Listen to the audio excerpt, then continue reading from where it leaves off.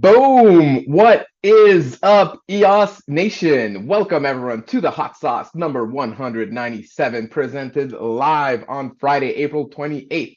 Hot Sauce is the longest running news show in the EOS ecosystem and the only place where you can get all the weekly EOS news and updates in less than 25 minutes. My name is Stefan, one of the co-founders of EOS Nation, one of the top block producers in the game, and I'm excited to be your host for today. We got a very cool show lined up for you today.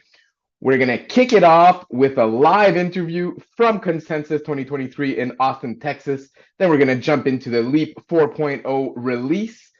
EOS EVM TVL is increasing a lot, like I promised last week on the Hot Sauce. Pomelo Season 5 analysis report is out. EOS Audit Report is out. And Alcor has some upgrades coming to their exchange. So let's get into it. So for this first segment, we didn't want to risk actually going live at Consensus with their potentially sketchy internet connections. So we pre-recorded a segment for you guys just a couple hours ago, and we're going to run it now. All right, here we are live at Consensus with Dave and Jason. How's it going, guys? Going great. It's been popping all week.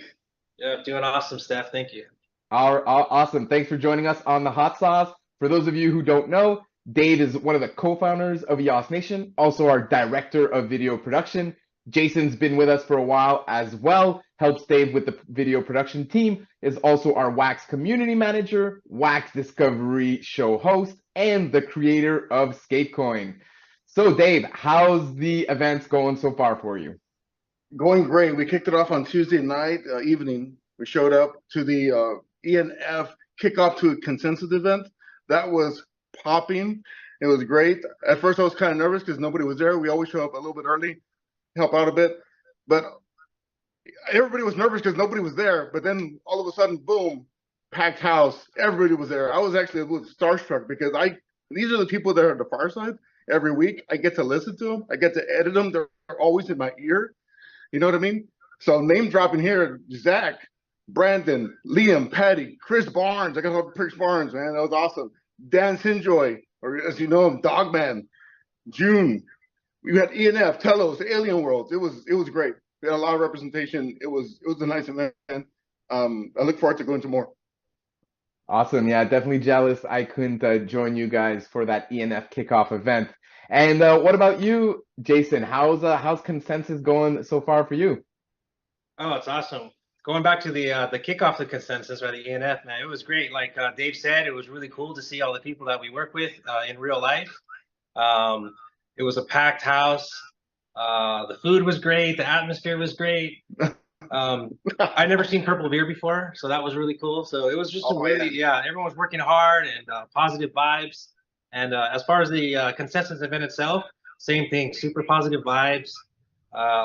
Lots of projects, all the projects that we know of.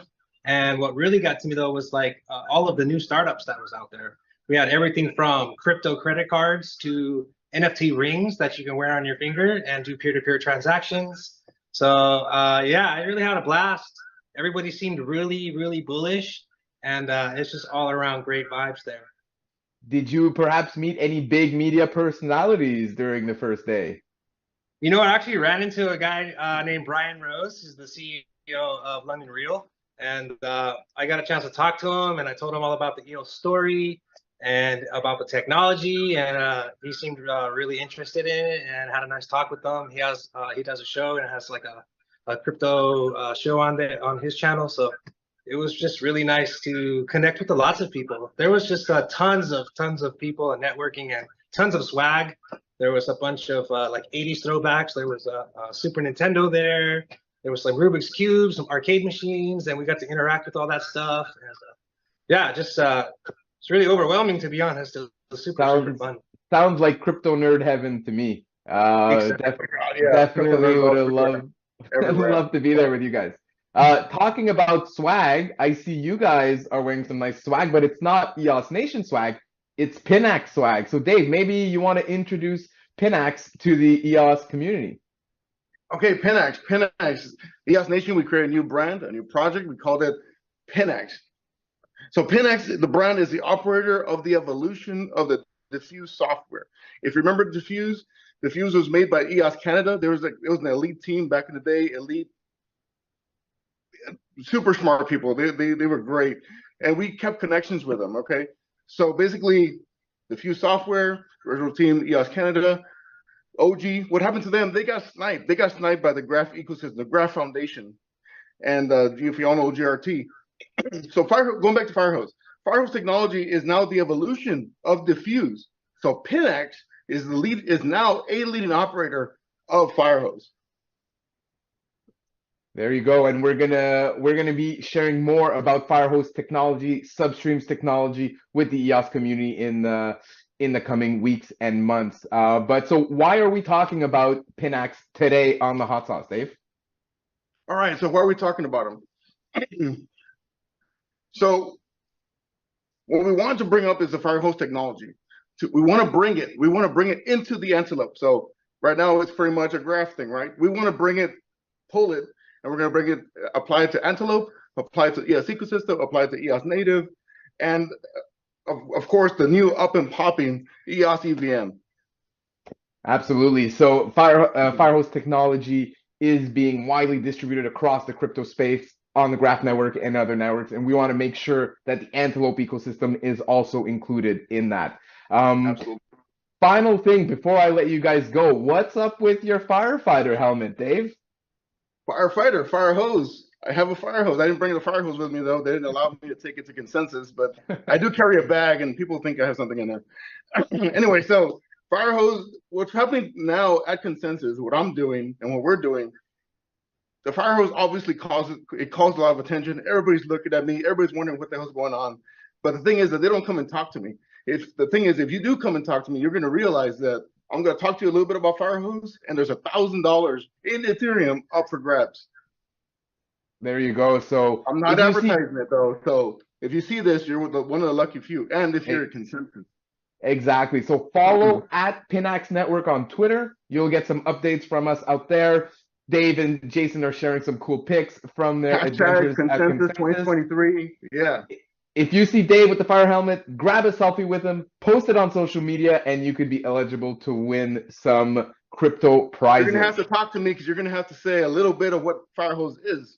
There you go. And that's it. Best response, whatever.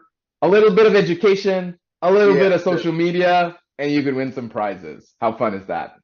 All right, guys, I'm not going to keep you any longer. I'm going to let you get back out there to Consensus Day 2, and we look forward to hearing more updates from you guys. And yeah, thanks again for joining us in front of the camera on the Hot Sauce today. All right. Catch y'all later. Hey, see everybody later. I got to go. See you guys. Bye. All right. Thanks a lot to Dave and Jason for taking time out of Consensus 23 to talk to us about their experience, about the kickoff event, about the Pinax project that is very exciting to us. So just a bit more information on Consensus. Of course, here we've got the Twitter page for Consensus. Also encourage you guys to follow our new brand, Pinax brand, at Pinax Network on Twitter. And if you scroll down here, you'll see some cool pics from Dave and Jason out there enjoying their time at Consensus Conference. So really good stuff. Really jealous that I can't be there with them. So before we go on to our other EOS topics, I just want to give a tiny bit more detail about the Firehose technology and get you guys excited about what we're trying to bring here to the Antelope ecosystem. So here we've got our new YouTube channel as well, at Pinax Network there as well. You can subscribe there and you can learn more about Firehose, substreams, and all of this new technology that we're working on. So real quickly here, before we move on to our next topic, Pinax is a Web3 service provider that focuses on building the graph and crypto community through Web3. We're currently a graph indexer, and we manage our own bare metal hardware infrastructure like we always do. Pinax is important because it provides a crucial service to the blockchain ecosystem, indexing and searching blockchain data. Indexing is the process of organizing data in a way that makes it easier to search, which is particularly important for blockchain data, as the sheer amount of data can be overwhelming. Pinax indexes data from multiple blockchains, as you can see here on the screen, and makes it easier for developers to access and use this data for decentralized application. Pinax also contributes to the decentralization of the blockchain ecosystem by providing an alternative to centralized indexing solutions. Overall, Pinax plays a vital role in the development of blockchain ecosystem by providing a scalable and efficient way to manage and search blockchain data. So there you have it. There's our introduction to the Pinax brand, to the EOS community. We hope you guys are excited about this new technology. Like Dave mentioned, this is the evolution of the diffuse technology that we're currently still running on EOS. And we want to bring the Antelope ecosystem, bring EOS native, EOS EVM to be compatible with this new Firehose technology that we believe will be a standard in the entire crypto space in the coming months and years. All right, back to EOS native. Of course, still lots of exciting development going on EOS native. Leap 4.0 was just released. New features include high performance with multi-threading, reduced latency and faster block propagation, and more control and visibility around state and history data. There's a nice blog article, of course, published by the ENF, talking about this in more detail. Like I said, higher performance with multi-threading features, reduced latency and faster block propagation, more control and visibility around state and history data, and some information on how to upgrade your infrastructure and leap forward with Antelope Leap version 4.0. We had Brian, one of the ENF devs, come on the Fireside this week, a few days ago, talk to us in more detail about this upgrade. So if you're technically inclined and you want to dig deeper into this topic, definitely check out the Fireside from this week for more information on this topic. All right, off of EOS native into EOS EVM. Last week, I showed you guys this chart. It was kind of not impressive with only $13,000 of total value locked, but that was because the EOS EVM was very recently launched, and I told you guys to expect this number to rise significantly. And did it rise? Indeed, it rose a lot. That's 100x more TVL than last week. We're up to 1.5 million locked. I expect this number is going to continue to grow in the upcoming weeks. We've got 6 projects here that are tracked by DeFi Llama. We're going to focus on the top 3 here. Neutroswap, almost $1 million in TVL. Neutroswap, 600,000. Actually, that's gone up from just this morning when I checked the numbers. And Frogge Finance with 40,000. So very cool. Real quickly here, I'm going to show Neutroswap. Here's their website. You can follow them on Twitter at Noah_DeFi. Quick disclaimer, just because I'm showing you guys these projects here, don't take this as an endorsement of these projects. Don't assume I did my due diligence before sharing these. I did not do any due diligence. Just kind of going off the DeFi Llama homepage there and showcasing some of these projects. But before you put your hard-earned crypto into these platforms, definitely do your own research. Neutroswap, number 2 in TVL right now, decentralized exchange on EOS. They actually came on the Fireside this week. So Jonas, one of the co-founders of this project, came on the Fireside and was very informative, answered some of my questions, shared the information and their vision for the project. So that was very cool. If other projects that are deployed on EOS EVM want to come talk to us on the Fireside, reach out to me. We'll get you on there. And yeah, we love to hear from new EOS EVM projects. You can follow Neutroswap at Neutroswap on Twitter. And finally, we've got Frogge Finance, the project led by Esteban, who's been in the EOS community for a while now, been an active participant in the Fireside, and has been very active on Telegram. So you can follow at Frogge Finance here on Twitter to stay up to date on the project. A lot of these projects have airdrops and farms going live and all of that good stuff that you expect from new dexes that launch on various crypto networks. So lots of incentives out there for people who want to become liquidity providers for these swaps. Finally here, we've got an EOS EVM map by Hokentech, actually very cool, and allows you to find all of the links relevant to the EOS EVM right now. You've got some projects here. We got Noah DeFi, Neutroswap, like I talked about, a couple others, Frogge Finance. We got some more infrastructure related items for the EOS EVM and NFT stuff, token stuff, docs and help, all that, all those links accumulated in one nice place. Of course, all of the links we talk about today will be available in the show notes after the show, so you can always check that out. And final topic about the EOS EVM is that the EOS EVM source code has officially been open sourced less than 25 hours ago. This is an important milestone for the EVM, keeping with the ENF's core values of open collaboration and transparency. So you've got links. If you want to go look at the EOS EVM code yourself, you can now do that. Yves Larose, founder and CEO of the ENF, also tweeted, "We're proud to open source the EOS EVM. Protecting intellectual property instead of helping the entire industry grow is the antithesis of Web3, and it's a losing strategy.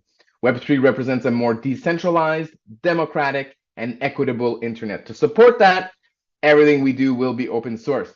So that's great to see. Hopefully this brings even more trust to the EOS EVM, and we can see some even bigger TVL numbers next week when we review it. All right, moving on to Pomelo Season 5 Analysis Report. So this report came out earlier this week and highlights some of the findings that the Pomelo team did while analyzing the donations for this season. In general, fair play prevails. Minimal adjustments to the matching pool distribution this season. So let's dig a bit deeper into what this means. So what did we find this season? This season, we saw a significant reduction in Cybele patterns and no evidence of quid pro quo. Well done to the Pomelo team and the EOS community for this good result. So less, significant reduction in Cybele patterns.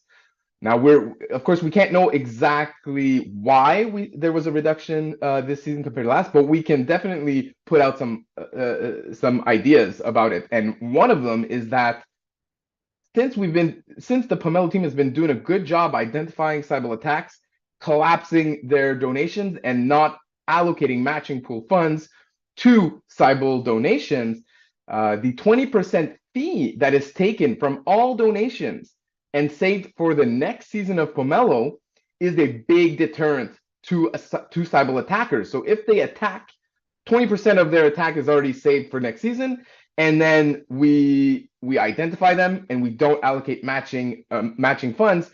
So it's a significant cost to Cybele attackers. And I think maybe these Cybele attackers got hit last season and over the last couple seasons, and now they've decided it's not worth their effort to attack Pomelo. Damn right. In terms of no evidence of quid pro quo, that's great too. We saw in previous seasons some of the EOS community members who are not malicious were kind of doing some quid pro quo. Maybe they didn't understand the rules exactly. Maybe they weren't too sure, of what a quid pro quo is. Last season, we did some more education around that topic. And of course, we've been continually educating the EOS community also on that. And so it's good to see that this season kind of everyone knows what we mean by quid pro quo, and no one's accidentally or on purpose offering quid pro quos. That's great. Another item to highlight is that we didn't receive any replies to our email offer of a reward for evidence of rule breaking. So our theory here is that the offer itself helps to deter such behavior. And we'll watch going forward to see if this is true. So if you, as an attacker of Pomelo, know that if you ask people to help you attack Pomelo and create Cybele accounts, etc., those people can turn around and earn a reward for ratting you out, basically, which reduces the likelihood that people are even going to attempt such a thing in the first place. So again, just because we didn't receive any replies to this offer doesn't mean that this offer is not actually very efficient at reducing attacks on Pomelo. All right. couple of grants were disqualified. Actually, one grant was disqualified for violating terms and conditions. So the grant owner of the Overwatcher is disqualified from season 5 for repeatedly violating the terms and conditions of Pomelo with 3 separate attacks of bullying community members in the Telegram chat. The grant owner can return for season 6, but if he continues to be a repeat offender, is possible that he will be forever banned from the Pomelo platform. So stay friendly out there. I know sometimes emotions can get high. There's new projects coming in. The community is very, very aware of trying to help the Pomelo team defend against cyber attacks, and we appreciate all of the comments that you guys leave us in private, in public, through the report mechanism on the Pomelo platform. All of that information is very valuable to us, and you can definitely rest assured that we take it seriously and we investigate these reports of grants. There was 3 grants that had matching allocations reduced due to cyber patterns. Billy Dow, minus 99%, found multiple different patterns of cyber attack, resulting in this grant's matching allocations being reduced almost completely. Totoro, minus 56%. MetaHub minus 35%. Also important to note that it's not necessarily the grants themselves doing these attacks, although it's possible. It's not. We're not able to know for sure who's doing it, but we do detect a cyber pattern, and so we make sure to not allocate any matching funds for those donations. Finally, reduce matching allocations due to team member donations. That was a new rule for this season. So if you're a team member, you cannot donate to your own grant. And so if you consider yourself a team member, if you're actively working on the grant or working at the same company that's working on the grant, so that's different from previous seasons. The Hot Sauce Amplified grant had donations from team members removed from the matching allocation, reducing it by 3%. Oh no, that's our grant, and we had to remove some donations. So, actually this might have been me donating to our own grant by mistake. So the way I do my donations is through collections. Sometimes the hot sauce is in that collection, and maybe I forgot to remove it. So this is not malicious on our part, but mistakes happen, and it's good that the Pomelo team can identify this and make sure that donations from team members are not rewarded with a matching allocation. Finally, EOS Stat, the future of data. This new grant, this is a new team joining the Pomelo ecosystem, caused a bit of drama in the chat. People were suspecting them of collusion, of cyber attacking. However, the Pomelo team performed deep analysis on this grant because we got a lot of community reports, including the project's history, social accounts, donations, and, like I said, community reports. We found a history of real users and proof of a strong community. We found no evidence that this grant violated Pomelo's rules. So that's great. We love to see new teams, new communities joining Pomelo, joining EOS. That's kind of the point of this platform, or at least one of the goals of this platform is to incentivize outside communities to join. And so it's great to see that EOS Stat had a big community. They joined Pomelo, and that our team did not find any evidence of rule breaking on their part. That's great. Appeals are ongoing for another couple of days. You can send your appeal to support@pomelo.io, and then after that, the claiming period will begin. There's, of course, more information in here if you want to go check it out. Check out the links below. All right, EOS quarterly reports by the EOS support team. They do great work. Shout out to EOS support. And what they do here is they actually do reports on Pomelo grants to see, hey, what did Pomelo grants promise in the past, and are they delivering right now on those promises? So if you check out the actual audit report that is shown here, you can see the table of contents. And there's a new section. So last Pomelo season, they did the same audit report, and they analyzed the top 25 grants in terms of matching allocation to see really how these grants are delivering. This time around, they added a new section called Community Wishes. So they analyzed 7 grants that had a lot of community reports, and that they felt were of more interest. So it doesn't necessarily mean these were the top donor, top grants receiving the most matching funds or donations, but most reported for suspicious behavior by users. And then, of course, they've done another 18 grants, the top projects with most received funds. So in total, 25 grants have been reviewed. And then here, if we can just browse down, you can see these nice one-pagers with key points, EOS support status, a bunch of contact information, current status of the project, previous status from what they've been doing in past seasons, and some grant issues that the EOS audit team has highlighted. So very cool. Thank you, EOS support, for this great work. We love to see the community be involved in helping us make Pomelo as a great platform as it can be to foster growth for the EOS ecosystem. All right, moving on to our next story. Upland Super App Hackathon 2023 ongoing right now. You can still register to join this hackathon, build new games on top of the Upland metaverse. Upland's doing a lot of cool things. Honestly, we had Edan, co-founder of Upland, join us on the fireside this week. He chatted with us for half an hour, answered a bunch of community questions.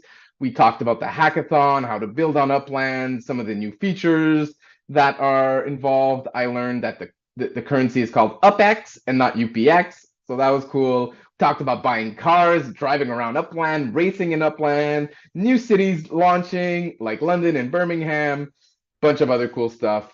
And then also, there's a 1-hour interview that was just released almost a week ago by the EOS Network Foundation with Zach and Brendan interviewing Edan for a 1-hour deep dive into all things Upland. So very exciting things going on in Upland as always, and we love to see one of the best crypto GameFi projects in the entire crypto space running on top of EOS native, of course.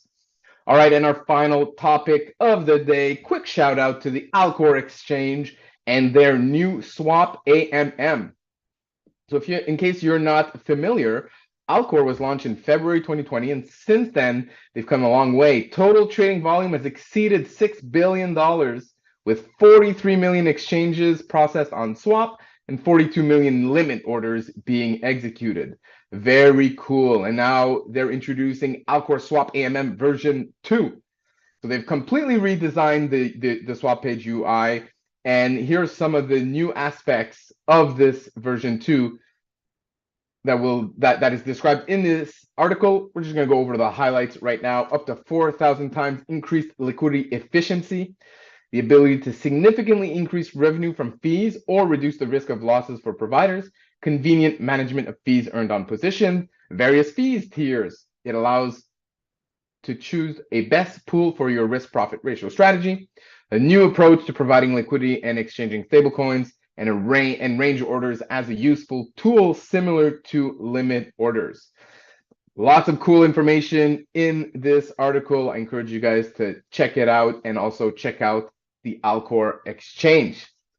All right, that's going to wrap it up for the hot sauce today. We may have busted the time by a couple minutes, but we had this great segment from Consensus with Dave and Jason. And I hope you guys learned a bit about Pinax, about what we're doing with our blockchain data services that we're expanding into the wider crypto space and making sure the Antelope ecosystem's coming along for the ride with us.